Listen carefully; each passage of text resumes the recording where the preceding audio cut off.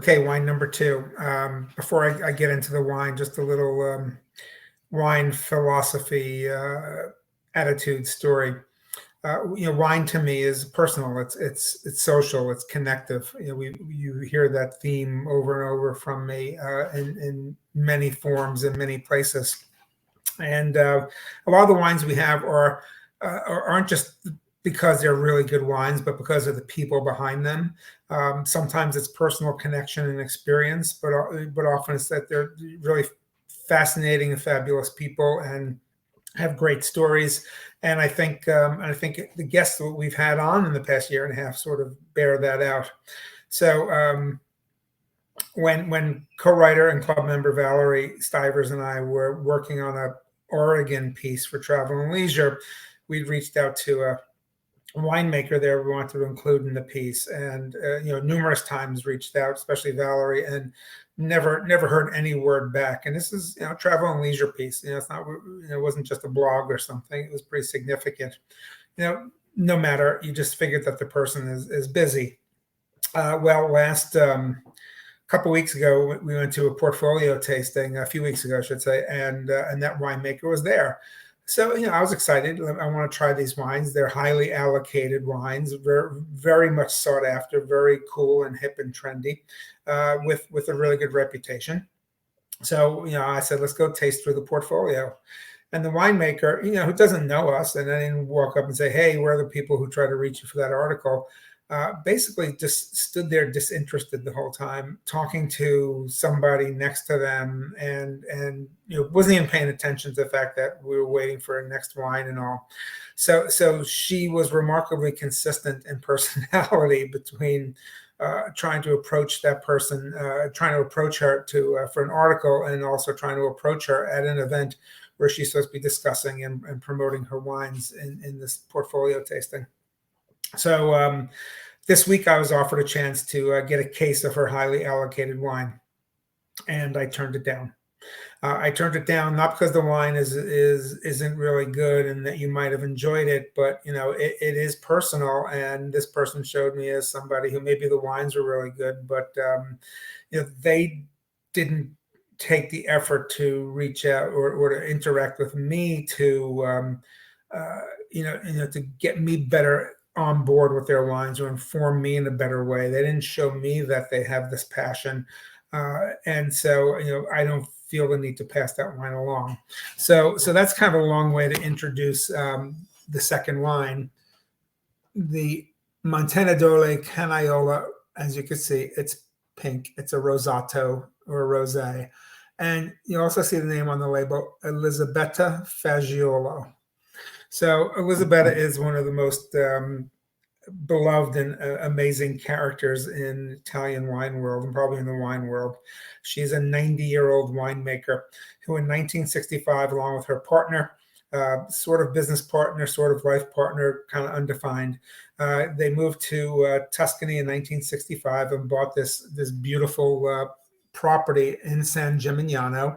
Montenidoli means the mountain of little nests. And it's just this kind of beautiful little microclimate in that famed, storied medieval city of San Gimignano, which plays a really important role in the history of Tuscany, history of Italy, really too, and a pretty popular and fascinating place to visit today. I believe it is it's also the home of Boccaccio, and you can visit his home there, but it's just got so many things going there, really beautifully still maintained medieval city that used to have dozens of these beautiful towers. Now I think there's just one or two that are still in existence.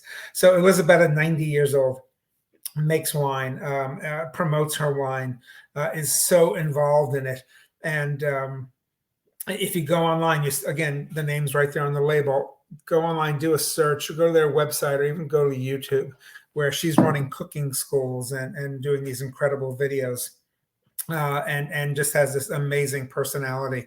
And I tasted this wine and her Vernaccia di San Gimignano, which I almost used, but we'd already had the Gruner kind of on tap for this month.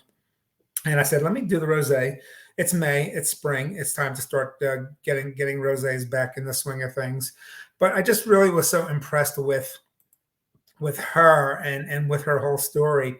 And this is pretty interesting because she's amazing personality, shows amazing depth, and but not in a but in a very warm and friendly way. So basically, she defines her Rosato as a moment of happiness, far from whites and reds, from labels and conformity.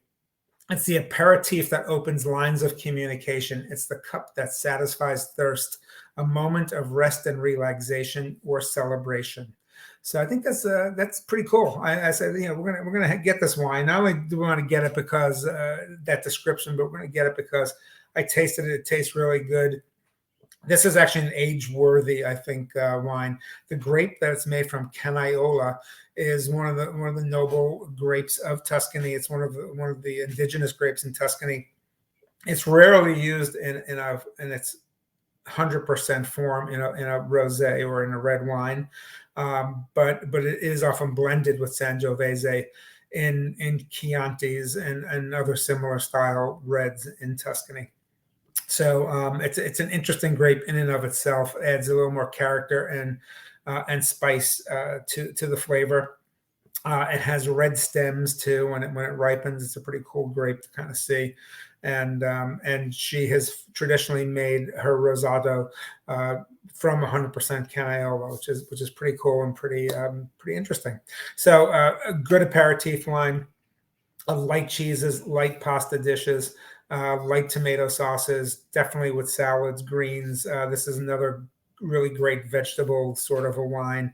All kinds of vegetable dishes, not just sort of fresh, but anything that's kind of baked or roasted too, I think will go really nicely with this. And a great story. And I'm going to see if we can get her on. I don't know if she'll want to stay up till 1 in the morning, but I may actually try to pre-record something with her for our wine group, just because she has a pretty fascinating personality. So that's wine number 2.